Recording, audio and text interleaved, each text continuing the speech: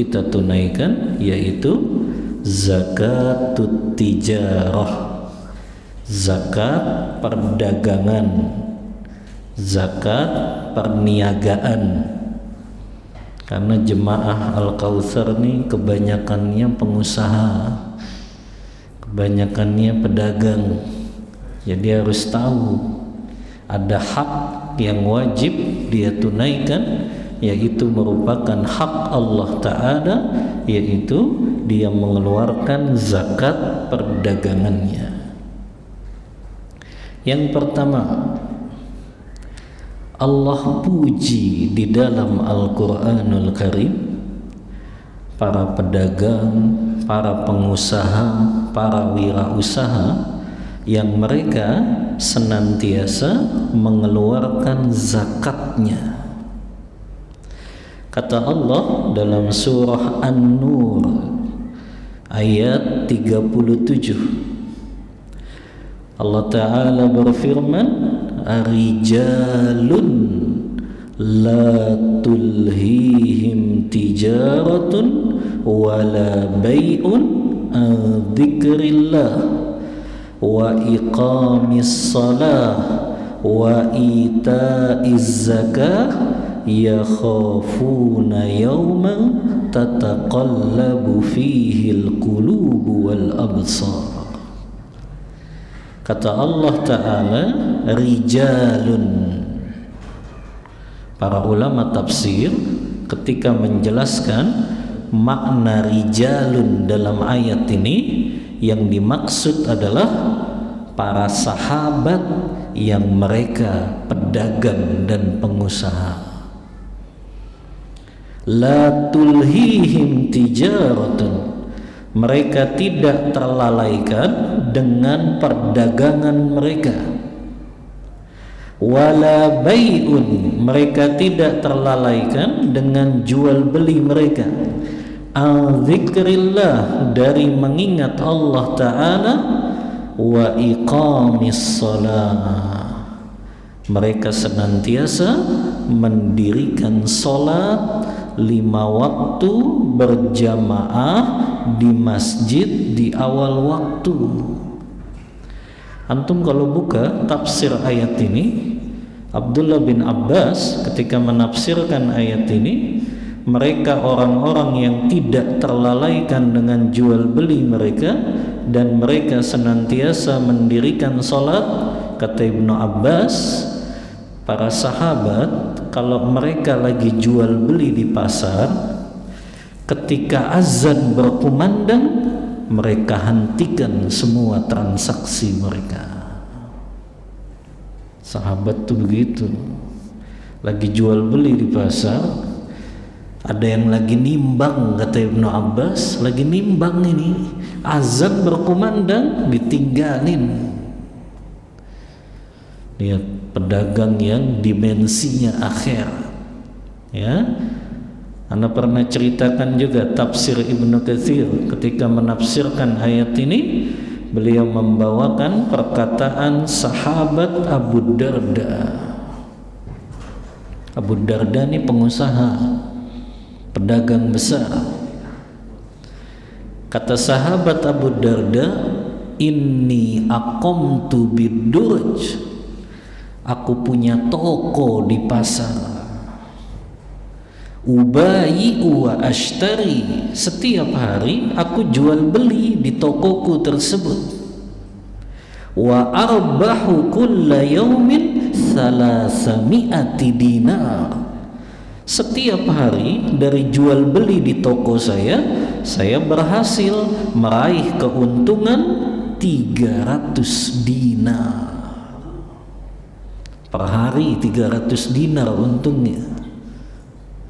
Tapi apa kata Abu Darda? Wa ushhidus sholata bil jamaah fil masjid, aku nggak pernah absen sholat berjamaah di masjid. 300 dinar padahal per hari. 300 dinar itu berapa? 1 dinar 4,25 gram. 1 gram berapa sekarang?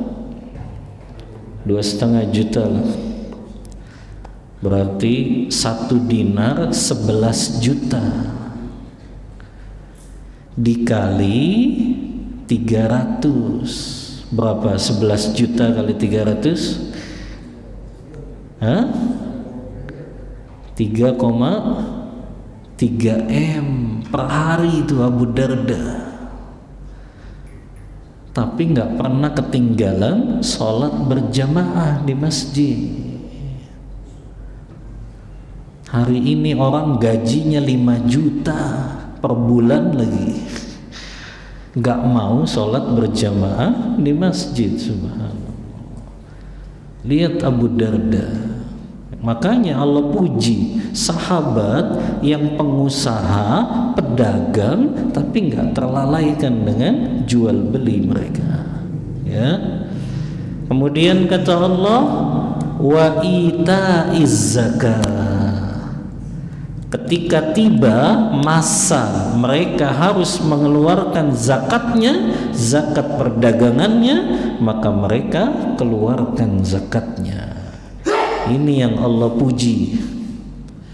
Pedagang, pengusaha yang tidak terlalaikan dengan jual beli mereka dari berzikir kepada Allah, maksudnya jaga sholat 5 waktunya berjamaah di masjid. Yang kedua, keluarkan zakat perdagangannya. Ini yang Allah puji. Begitu juga Rasulullah puji para pedagang yang jujur dan amanah. Dalam hadis yang diriwayatkan oleh Imam Tirmidzi dalam kitab Sunannya, Rasulullah sallallahu alaihi wasallam bersabda, "At-tajirus saduqul amin ma'an nabiyyin was-siddiqin wasyuhada'i was-salihin." Kata Rasulullah, pedagang yang jujur dan amanah dibangkitkan pada hari kiamat bersama para nabi dan rasul, bersama para siddiq, bersama para syuhada, orang-orang yang mati syahid, dan bersama orang-orang yang soleh. Maka di sini pujian untuk para pedagang yang tidak terlalaikan dengan jual beli mereka. Baru kita masuk apa yang dimaksud zakat perdagangan. Para ulama fikih mendefinisikannya barang dagangan yang terkena wajib zakat itu adalah ma yu'iddu lil bai'i wasyira'i biqasdir ribhi. Barang dagangan yang kena zakat, barang yang ketika dibeli diniatkan untuk diperjualbelikan. Jadi kalau barang itu kita beli diniatkan untuk diperjualbelikan, maka dia terkena zakat barang dagangan. Adapun ya hukum zakat barang dagangan atau perdagangan ini, para ulama sepakat hukumnya wajib untuk dikeluarkan zakat perdagangan ini. Dalilnya firman Allah Ta'ala dalam surah Al-Baqarah ayat 267. Allah berfirman, ya ayyuhalladzina amanu anfiqu min thayyibati ma kasabtum wa mimma akhrajna lakum minal ardh. Kata Allah, wahai orang-orang yang beriman, infakkanlah. Mana infakkan ini? Keluarkan zakatnya. Min thayyibat, dari yang halal yang kalian hasilkan. Kata Imam Bukhari ketika menafsirkan ayat ini, yang dimaksud makasabtum dalam ayat ini adalah at-tijarah. Kata Imam Bukhari, apa yang kalian hasilkan di sini maknanya adalah apa yang kalian hasilkan dari perdagangan kalian. Makanya Imam Bukhari dalam kitab sahihnya membuat bab khusus, judulnya Babun Shadaqatul Kasbi wat Tijarah, bab tentang zakat hasil usaha dan perdagangan. Zakat hasil bab zakat hasil usaha dan perdagangan. Adapun dalilnya dari hadis yang diriwayatkan oleh Imam Abu Daud dalam kitab Sunannya. Hadis ini dari sahabat Samurah bin Jundub. Kata sahabat Samurah bin Jundub radhiyallahu an, beliau berkata, kana Rasulullah sallallahu alaihi wasallam ya'muruna an nukhrija shadaqata mimma nu'iddu lil bai'i. Kata Samurah, Rasulullah SAW memerintahkan kami untuk mengeluarkan zakat kami pada barang-barang yang diperjualbelikan. Jadi kalau barang itu dibeli untuk diniatkan apa? Dijual, ya, dibisniskan, maka itu terkena zakat perdagangan. Biasanya perdagangan itu kan banyak macamnya. Ada yang dikenal dengan bisnis manufaktur. Apa itu bisnis manufaktur? Yang dia produksi sendiri kan, kemudian dia jadikan produk, baru setelah itu dijual. Nah, bisnis manufaktur ini yang terkena zakat ketika dia sudah memproduksi barangnya menjadi suatu produk. Adapun bahan-bahannya nggak kena zakatnya. Tapi yang kena zakatnya apa? Kalau dia sudah jadi produknya dan itu dijual, maka itu yang terkena zakat. Ada lagi perdagangan dengan cara trading, bukan trading forex. Kalau itu mah jelas haram sudah. Trading itu dia beli barang jadi, dia jual lagi. Istilahnya apa? Kulakannya. Jadi dia belinya barang jadi, kemudian dia jual lagi. Nah, yang seperti ini juga terkena zakat perdagangan. Setiap yang dia jual, nanti kita kasih tahu bagaimana cara menghitung zakat perdagangan ini. Yang ketiga, ada yang dia jualannya jualan jasa, tapi jualan jasa ini nggak kena zakat perdagangan. Jualan jasa seperti apa? Apa? Servis, ya. Termasuk jual beli jasa yang secara keuntungan itu besar sebetulnya. Dia memberikan layanan jasa dan nilainya besar. Tapi selama dia hanya bergerak di bidang jasa itu, maka dia nggak kena zakat. Ya, coba yang jual tiket pesawat itu,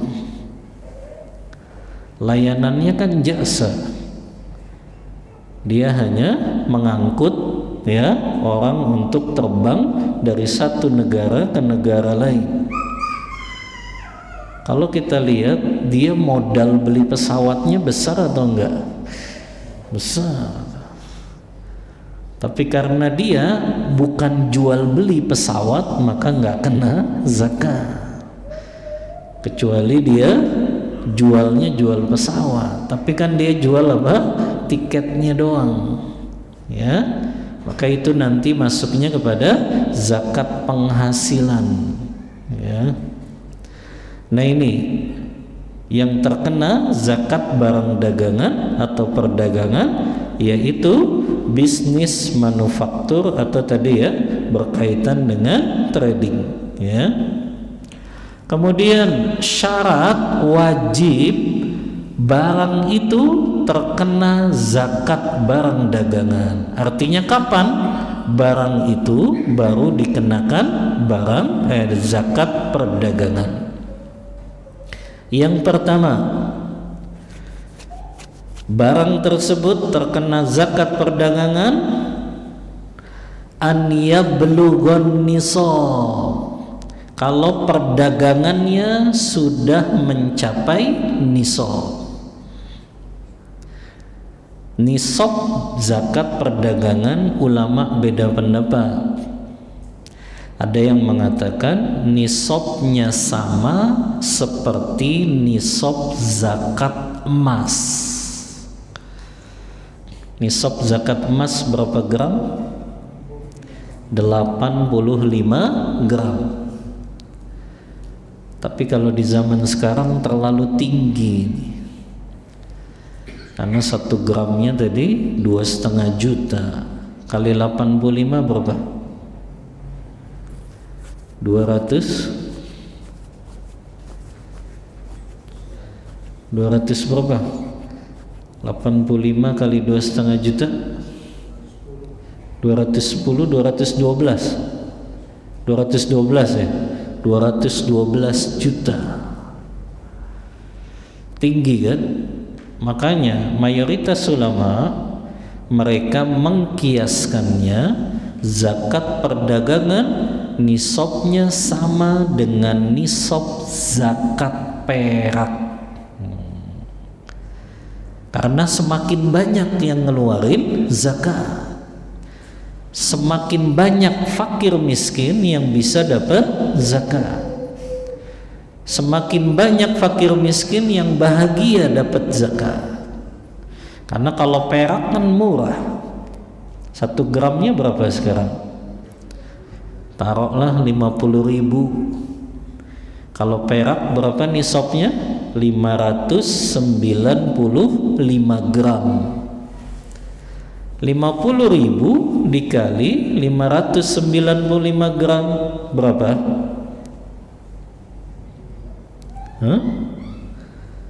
12 juta.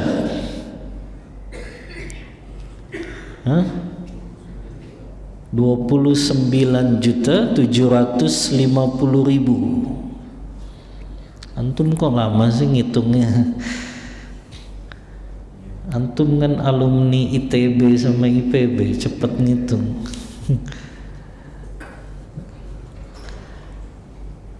Anda punya mahasiswi, nggak tahu ya Allah kasih kelebihan nggak ya? Kita cuma kasih sekian dikali sekian, dia nggak pakai ngoret, langsung jawab. Jadi otaknya tuh sudah cepet kalau ngitung gitu, ya.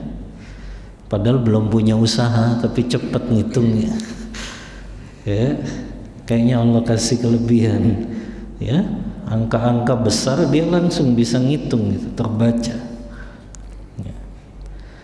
Nah ini pendapat yang lebih kuat, wallahu a'lam, zakat perdagangan itu dikiaskannya nisabnya kepada zakat kepada nisab zakat perak. Itu yang dikuatkan mayoritas ulama. Berarti tadi kalau antum punya 29 juta ya, 750.000 itu sudah mencapai nisab. Dari mencapai nisab itu dihitung haulnya. Contoh nih, antum jalanin usaha, ya, modalnya sudah lebih dari 29.750. Maka dari situ antum hitung haulnya. Antum mulai bisnis bulan Sya'ban, modalnya 100 juta sudah. Maka dari situ dihitung, berarti Sya'ban itu haul mulainya. Lihat Sya'ban tahun depannya masih mencapai nisab atau tidak. Begitu cara menghitungnya. Nanti kita jelaskan teknisnya. Yang kedua, syarat zakat barang dagangan adalah haulanil haul. Dia telah mencapai haul 1 tahun. Yang jadi pertanyaan, bagaimana kalau dia sudah mencapai nisab, di tengah haulnya ternyata berkurang dari nisabnya. Antum nih tadi buka bisnis sudah mencapai nisab, modal 100 juta kan di bulan Sya'ban. Ketika di bulan Ramadan, Syawal masih stabil tuh. Sampai pada bulan Zulqa'dah, Zulhijjah nurun. Tapi ternyata pada bulan Sya'ban tahun depannya tetap mencapai nisab. Apakah dia tetap wajib zakat atau tidak? Nah, ini yang diperselisihkan para ulama. Tapi pendapat mayoritas para ulama, dan ini pendapatnya Imam Malik, Imam Syafi'i, salah satu riwayat juga dari Imam Ahmad, bahwasannya yang dilihat adalah nisab akhir haulnya. Jadi Sya'ban tahun ini kan mencapai nisab, berarti yang dilihat nisabnya lagi kapan? Sya'ban tahun depannya. Berarti kalau Sya'ban tahun depannya masih mencapai nisab, maka tetap wajib mengeluarkan zakatnya. Nah, ini syarat barang dagangan baru dia terkena wajib zakat. Syarat yang ketiga, alla tajtami'u zakatan. Zakat perdagangan menjadi wajib dikeluarkan kalau dia tidak berkumpul 2 zakat di dalamnya.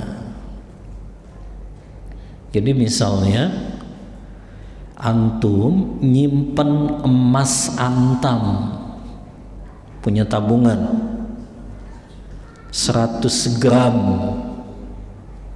Di satu sisi antum punya usaha dagang. Ternyata setelah dihitung-hitung dua-duanya mencapai nisab. Dua-duanya juga lewat haul 1 tahun hijriyah. Kalau berkumpul 2 zakat tersebut, maka zakat perdagangannya tidak dikeluarkan, tapi zakat emasnya yang dikeluarkan. Karena ulama sepakat tidak berkumpul 2 zakat dalam diri seorang muslim. Ya, maka dia keluarkan zakat yang aslinya, yaitu zakat emasnya. Lihat, syariat tuh nggak membebani.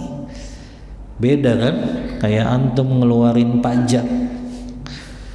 Udah kenal pajak rumah, pajak kendaraan, pajak jual beli, ya semuanya kena pajak. Tapi zakat, lihat, nggak ada kewajiban 2 zakat dalam diri seorang muslim. Ya, kalau dia tadi zakat emasnya mencapai nisab dan haul, zakat perdagangannya juga mencapai nisab dan haul, maka yang dikeluarkan yang mana? Zakat emasnya. Zakat perdagangannya tidak perlu dikeluarkan. Karena tidak ada 2 zakat dalam diri seorang mukmin. Kemudian bagaimana cara menghitungnya? Antum nggak sediain papan tulis, nggak sediain infocus juga. Gimana ini caranya? Udah antum bayangin aja berarti. Ya, membayangkan. Yang pertama, ketika sudah mencapai haul 1 tahun, tadi ya, ada orang buka bisnis di bulan Sya'ban nih. Tahun berapa Hijriah sekarang? 46 kan? 46, 47 ya? Hah? 47 ya? 47 Hijriah. Nanti lihat bulan Sya'ban 48 Hijriah. Caranya ngelihatnya gimana? Dia hitung. Apa saja yang dihitung? Yang pertama, nilai barang dagangannya. Stok, tahu stok kan? Kan kalau pebisnis itu ada aset, omset, stok. Aset itu nggak kena zakat. Antum misalnya bisnis bakso kan, beli gerobaknya, beli mejanya, beli mangkoknya, itu nggak dihitung nilainya. Dia lepas tuh dari hitungan nilai zakat. Jadi yang dihitung apa? Omset sama stok. Omset itu keuntungan yang sudah dia dapatkan. Adapun stok berarti nilai barang dagangan yang masih ada. Berarti yang pertama apa? Nilai barang dagangannya dihitung. Yang jadi pertanyaan, itu nilai barang dagangan dihitungnya berdasarkan harga beli atau harga jual. Antum jualan baju, itu masih ada beberapa baju yang belum laku. Itu kan dihitung tuh nilainya. Yang jadi pertanyaan, nilai yang dihitung itu berdasarkan harga jual atau harga beli? Hah? Harga beli atau harga jual? Kalau harga jual kan nggak mungkin, karena harga jual itu kan harga pokok plus margin keuntungan, begitu kan? Sesuatu kan nggak dizakatkan, orang belum jelas ini laku atau enggaknya dengan marginnya. Makanya bukan berdasarkan harga jual, tapi dihitungnya dengan harga beli. Harga beli dulu apa harga beli di saat dia akan ngeluarin zakat? Nah, harga beli dulu ketika dia beli atau harga beli saat dia akan ngeluarin zakat? Hah? Harga beli dulu udah jauh dong nilainya. Antum belinya 3 tahun yang lalu, belum laku-laku, ya. Maka harga belinya disesuaikan harga beli saat dia akan mengeluarkan zakat. Berarti nilai barang dagangannya yang dihitung harga beli saat dia akan mengeluarkan zakat. Ditambah apa tadi? Omset, keuntungan. Ditambah lagi piutangnya. Ulama beda pendapat tentang piutangnya. Itu dihitung kalau sudah dikembaliin saat akan ngeluarin zakat, atau walaupun piutangnya masih ada di orang lain, belum dibayarin. Itu dihitung atau enggak perhitungan zakat perdagangan ini. Tapi mayoritas ulama menetapkan walaupun piutangnya ada di orang lain, tapi kalau kemungkinan orang yang dia kasih hutang itu akan bayar hutangnya dan dia mampu membayarnya, maka tetap dihitung. Jadi ulama itu membagi, ada piutang yang lancar pembayarannya, yang kedua piutang yang macet pembayarannya. Piutang yang lancar itu tadi, orang yang punya utang, dia mengakui punya utang dan dia mampu membayarnya sesuai dengan jatuh temponya. Tapi kalau piutangnya macet, ya, maka piutang tersebut orang itu nggak mampu membayarnya. Nah, kalau piutangnya macet baru tuh nggak dihitung dalam perhitungan zakat perdagangan. Tapi dia dihitungnya nanti kalau sudah dibayar. Tapi kalau piutangnya masuk piutang yang lancar, ulama mayoritas mengatakan tetap dihitung karena dia nanti akan dibayar juga. Berarti apa saja tadi yang ditambah dihitung? Nilai barang dagangan, ditambah omset keuntungan, ditambah piutangnya. Walaupun masih ada di orang lain, belum dibayarkan. Baru dikurangi hutangnya. Tapi ingat, hutangnya yang jatuh tempo saja saat dia akan mengeluarkan zakat. Jadi yang dia bayarkan, ya, apakah itu sebelum haul atau saat haul, itu yang dihitung. Adapun utang yang nanti jatuh temponya setelah haul, maka itu nggak dihitung. Maka yang dihitung hanya hutang yang jatuh tempo saat dia akan ngeluarin zakatnya tersebut. Ya, paham nggak antum? Coba ulang apa saja tadi yang dihitung? Nilai barang dagangan, stoknya. Yang kedua, omset keuntungannya. Yang ketiga, piutangnya. Kalau piutangnya lancar dihitung.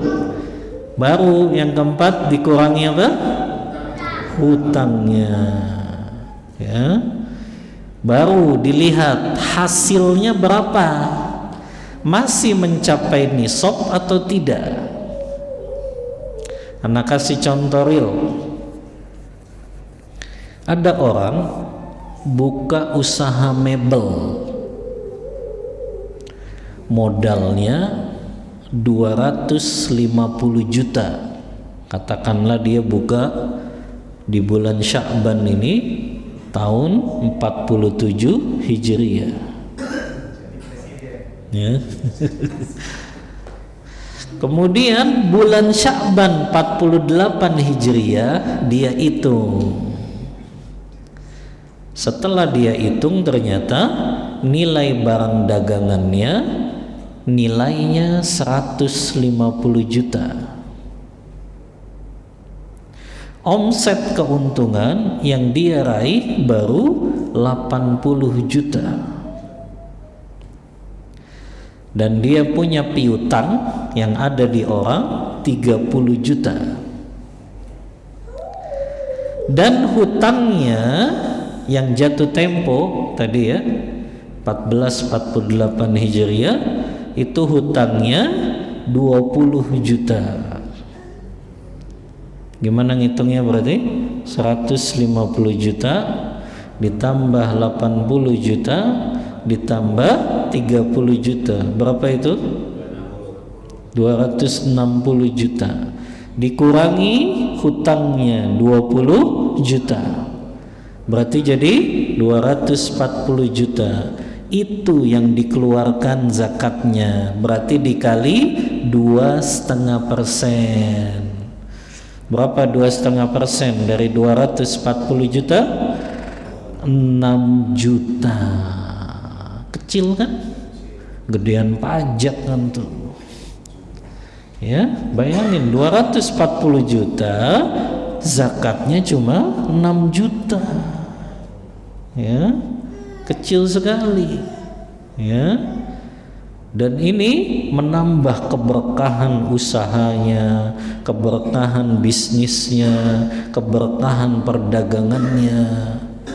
Orang kalau usahanya berkah kan bukan sekedar dia untung materi, tapi dia bisa melakukan ketaatan-ketaatan kepada Allah.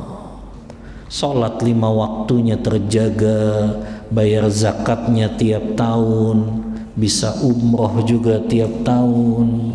Orang kalau berkah kan begitu, terjaga. Ya, usaha yang dia lakukan berkah, Allah mudahkan dia ketaatan kepada Allah. Ya. Nah, ini simulasi menghitung zakat perdagangan. Kemudian mengeluarkan zakat perdagangan ini berupa barang dagangannya atau cukup nilainya saja. Misalnya orang usahanya sembako, dia dagangnya sembako. Ketika dia sudah mencapai nisab dan haul dan dia wajib zakat, dia ngeluarin 2,5%-nya tuh berupa sembako atau berupa uang saja. Nah, zakat perdagangan tuh ngeluarinnya uang atau barang dagangannya. Hah? Mayoritas ulama mengatakan hukum asalnya yang dikeluarkan adalah al-qimah, nilainya saja berupa uang. Nilainya saja berupa uang. Tapi ada sebagian ulama yang membolehkan mengeluarkannya barang dagangan kalau memang orang yang menerimanya lebih maslahat untuk mendapatkan itu. Misalnya orang bisnisnya beras, kemudian dia harus ngeluarin zakat, ya, 2,5% dari bisnis berasnya itu. Boleh nggak dia keluarin aja berupa beras? Sebagian ulama membolehkan kalau ada kemaslahatan yang lebih besar. Misalnya memang orang yang dikasih itu fakir miskin lebih butuh kepada beras itu. Karena kalau dia dikasih duit nanti dibeliin rokok. Jadi dikasih barang aja. Ya. Nah, ini kalau ngelihatnya lebih maslahat, ya. Walaupun mayoritas ulama menetapkannya cukup nilai uangnya saja yang dibayarkan zakatnya, ya. Nah, ini pendapat mayoritas para ulama, ya. Wallahu ta'ala a'lam bissawab. Untuk materi yang cukupkan, kayaknya antum banyak pertanyaan. Kita buka diskusi dan tanya jawab. Wassallallahu ala nabiyyina Muhammadin wa ala alihi wa sahbihi wasallam. Tafadhal. Kalau seandainya kita mulai berusaha misalnya dengan jumlah uang 200 juta saja. Nah, kita bisnis pakaian, kita tahu di tengah jalan tapi ini nggak lancar. Sementara haulnya sudah nyampe. Iya. Kita boleh bayar setiap barangnya. Iya. Jazakallah khair. Pertanyaan yang bermanfaat, ya. Ada orang bisnis pakaian tadi. Tadi kan secara nilai modalnya sudah mencapai nisab 200 juta, ya. Kemudian di tahun depannya kan dilihat tadi. Ternyata setelah dia hitung-hitung, kalau uangnya sih nggak ada, tapi stoknya yang banyak. Boleh tidak dia keluarkan saja zakatnya berupa pakaian? Maka jawabannya boleh. Karena memang itu yang dia mampu mengeluarkannya. Karena kalau disuruh ngeluarin uang, uangnya nggak ada, ya. Itu pernah terjadi juga sama ikhwah itu. Ada pengusaha, dia jualan buku tulis. Tapi dulu di masa pandemi kan agak turun drastis karena belajarnya online. Akhirnya dia uang nggak ada tapi stok bukunya banyak, ya. Itu pernah ditanyakan juga. Ya sudah, analan keluarkan saja zakatnya berupa buku tersebut, ya. karena ini ada kemaslahatan di sana, walaupun secara nilai uangnya dia nggak sampai, tapi karena tadi setelah dihitung ternyata stok barang dagangannya banyak, mencapai nisab juga, maka itu yang dikeluarkan. Jadi bisa dikeluarkan zakatnya berupa pakaiannya. Wallahu ta'ala a'lam bissawab. Ada lagi ikhwah? Nah, fadhal. Banyak banget ya pertanyaan. Kalau misalnya bisnisnya itu bareng gitu sama beberapa rekan, nah itu dihitungnya jadi satu atau masing-masing? Kalau bisnisnya bareng-bareng, maka itu nggak bisa dihitung sebagai zakat perdagangan. Maka itu jatuhnya masing-masing. Berarti yang bisa dihitung apa? Zakat penghasilan saja. Jadi yang dimaksud zakat perdagangan tuh dia memang yang milik sendiri bisnis itu, bukan berserikat dengan yang lain. Nah, karena syarat zakat itu adalah milkut tam. Milkut tam itu kepemilikannya secara sempurna milik dia. Karena zakat itu berdasarkan milik pribadi, bukan milik bersama. Maka kalau harta itu milik bersama, nggak terkena zakat. Karena zakat itu terkenanya pada pribadi-pribadi, bukan kepada kepemilikan bersama. Nah itu. Ketika ada zakat diserahkan ke 8 golongan. Ya. Nah itu apakah ada akadnya atau tidak? Maksudnya? Ketika menyerahkan zakat, apakah ada ini zakat dari Said, dari si Anu, Oh. apakah diserahkan saja? Yang pertama, zakat itu kan ibadah mahdhah murni ya. Maka cukup syaratnya niat di dalam hati. Jadi tidak harus dilafazkan ya. Ini ya zakat dari saya, nggak harus. Yang penting adalah niat, ini saya bayar zakat.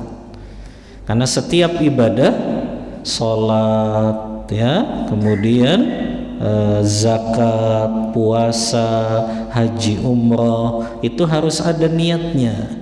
Dan niat itu kata para ulama mahalluhal qalbu, tempatnya cukup di hati. Maka sudah sah seseorang mengeluarkan zakat, ini zakat yang dia niatkan di dalam hatinya.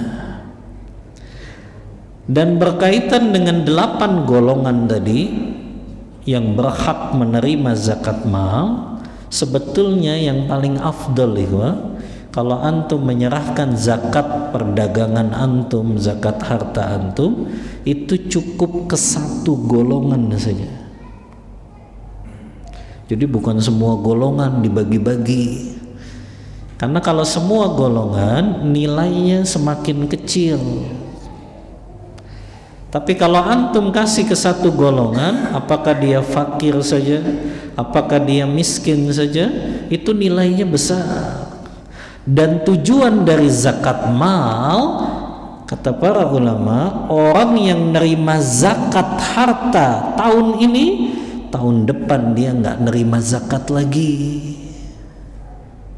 Itu sebetulnya tujuan zakat mal. Ya, ada pebisnis di Saudi, antum kalau dengar dia pengusaha Bang Rojhi, pemilik Bang Rojhi. Dia kalau ngeluarin zakat tuh bisa sampai 5M.